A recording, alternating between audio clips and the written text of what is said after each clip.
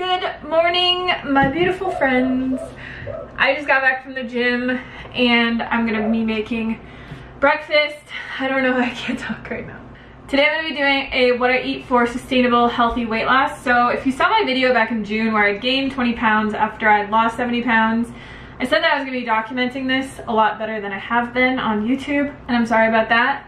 But in the last, what has it been, 6 months?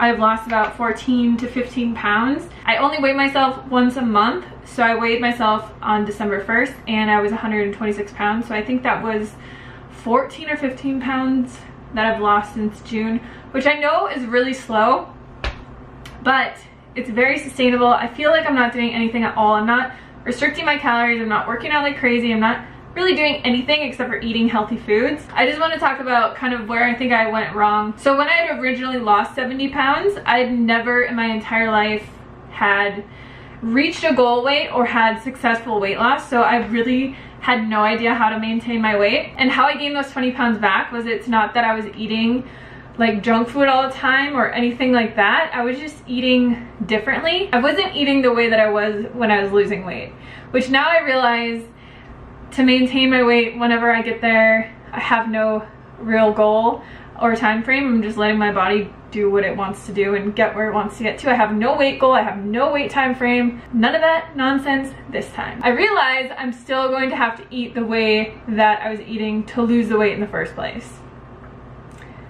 That's where I went wrong. So for breakfast this morning, I'm gonna be making us hash browns. I pre-steamed some potatoes that I have in the fridge, and Derek got me this retro, like vintage, I would say that it's like a modern day spiralizer, except for it's from the 1950s, I think. It's called the Salad Master, and he got it off eBay. It's like super vintage. It has all these different what would you call them, attachments, so you can make different kinds of like fun shapes and all that kind of stuff. So I'm gonna try and shred my hash browns in this, and then I'm just gonna put some seasoning on them, probably dice up some peppers, onions, spinach. I would do mushrooms, but I don't have mushrooms. This thing is dangerous! And then put some spices on it. I'll put the exact recipes to everything I eat today in the description box for you guys, just so that you know if you want to remake them. And yeah, I'm really hungry, so I'm gonna start making food.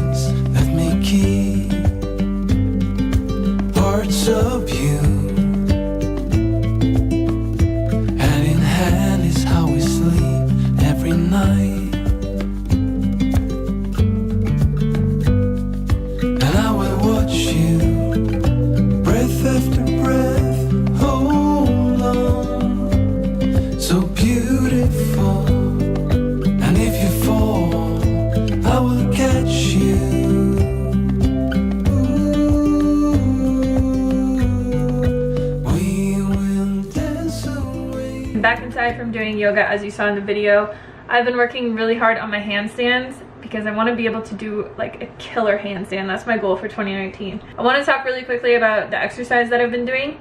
So I've been going to the gym probably 3 to 5 times a week. Like sometimes I'm really motivated and I go 5 times, and then some weeks I just go 3 times. But I've been doing probably 45 minutes of just strength training. I have not been walking as much. If you saw my weight loss journey from years ago, I was walking like 15,000 steps a day. Now I'm probably walking 5, maybe 1 day a week I get 10,000 steps. But I haven't really been doing a lot of like steady state cardio. I've just been doing more strength training to get stronger and to firm up and build muscle and all those things. And I've found it just to be a lot better for my mentality. Instead of walking around in circles or trying to like walk 7 miles a day, it just got really boring. And I found that I would have to take a nap every day because I was really tired just from doing a lot of activity and stuff. And now I have more energy to like focus on things that I want to do in my life, things that I want to create, and just having a good life in general that's not focused around walking 7 miles a day. And obviously I do yoga pretty much every day. But yeah, it's just been very relaxed. I haven't been like pushing myself really hard or doing anything crazy. I just wanted to mention that if you guys had any questions. And I'm really more focused right now on just building my strength and flexibility and kind of just seeing where this new routine takes me. Like I said, I don't have any weight loss goals or any goals anymore. I just want to find a routine that I can stick to for the rest of my life and be happy and be strong and be healthy and be all those things. So I'm going to show you guys how to make my favorite little snack. I call them mint truffle balls. Basically all they are is dates, cocoa powder, and peppermint, a little bit of peppermint oil, and they honestly taste like peppermint patties. I have a video where I made them in the past, but I haven't made them for a while, and then I made them for Christmas, and like everyone was freaking out about how good they are because they're amazing. They taste like freaking candy and they're so healthy for you. So I've been eating these a lot as just in between meals if I want something sweet. I think because I eat more of a starch-based diet, I always kind of want to have something small and sweet after a meal for some reason, and I really just love chocolate, and any way that I can get chocolate into my body, I am good with that. So let's make these.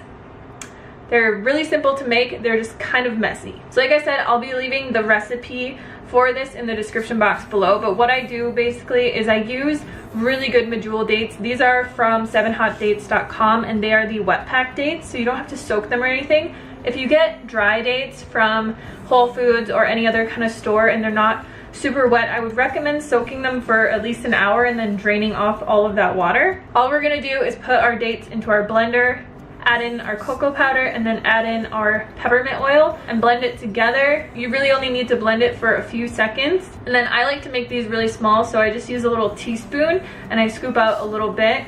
They're probably about 1 inch in diameter. You want to put a little bit of cocoa powder into a bowl, and then once you're done rolling them into a ball, all you're going to do is just roll them in the cocoa powder, and then you'll just want to do that until all of your mixture is gone. Once you're done, they'll look like this, and they will be really soft. What I always do is I just put them in the freezer. I leave them in the freezer, and then when I want to eat them, I just take them out. And I just store them in a little glass Pyrex container like this.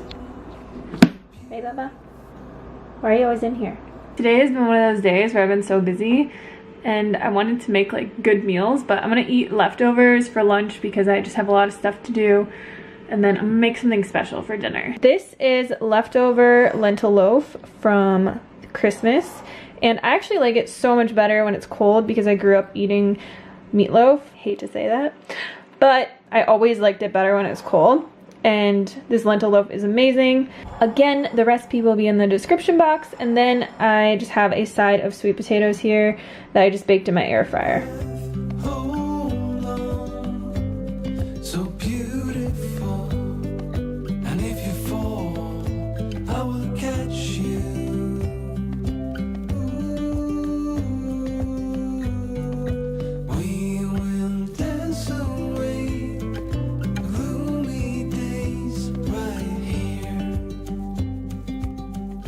For this delicious dinner that I have, you guys kind of saw me put it together. I have white rice, some marinated tempeh that I cooked in the air fryer. I've also got some steamed broccoli in here, greens, carrots, cilantro, green onion, sesame seeds, and then the dressing I made out of tahini and the Trader Joe's Gyoza dipping sauce. If you've never tried that stuff, it's actually really good. Let's try this out. I just kind of like to throw together these little bowls, and I make them different every time, and they always turn out really delicious. This tempeh marinade is so delicious. I put it on tofu all the time. Sometimes I just use it as a sauce that I'll put over a stir fry bowl or something like that. Thank you guys so much for watching, and I will see you on the next